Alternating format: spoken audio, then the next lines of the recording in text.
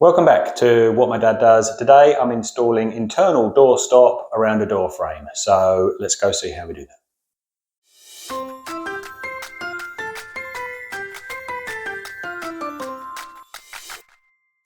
Okay, so here we are. We've hung the door and now the next stage is to do our doorstop. So how are we going to do that? Well, there's one main thing you need to be aware of when fitting doorstop, and that's something called binding.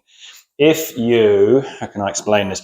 If you've got your doorstop like that and your door is here, so you close your door, you fit your doorstop nice and tight. But the problem is when the door opens, it doesn't open in its own circle. The corner of the door kicks out and will rub against the doorstop. And it creates like a squeaking sound or a horrible rubbing sound. It's not very nice. And by the time you've already painted that into the frame, it is a pain to take it back off and move it. So how do we get over that? Because the other thing is as well, you don't want it loose, because if it's loose, this end, the door will rattle or can rattle in the frame. So you don't want that either. So how do we get over that? Well, basically what I do is this leg, the leg that the door is hinged on, I leave a 1 to 2 millimeter gap.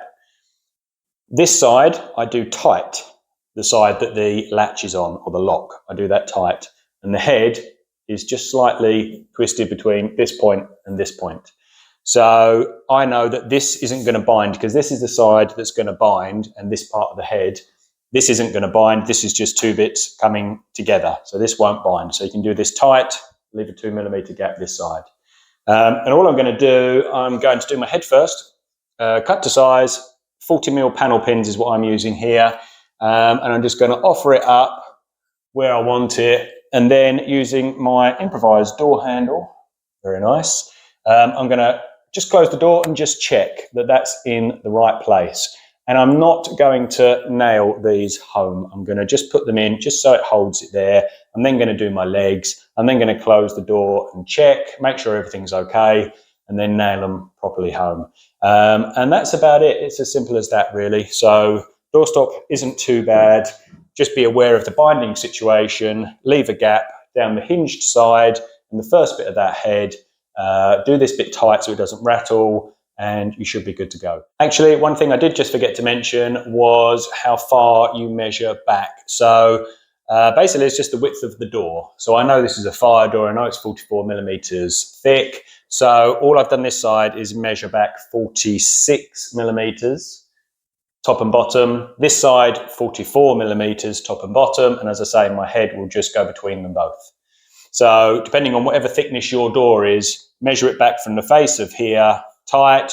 This side, add on a couple of millimeters. Okay, let's crack on.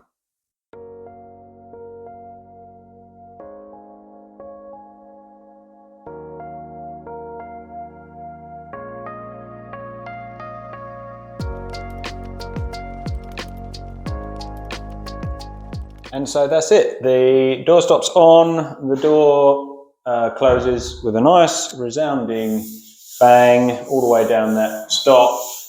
It's nice and flush with the frame. So that's great. The next thing to do with this door is to put the handle on and the latch in. And I'll do that in another video. So I hope you watched that and I hope you enjoyed this one. And until then, I'll see you soon.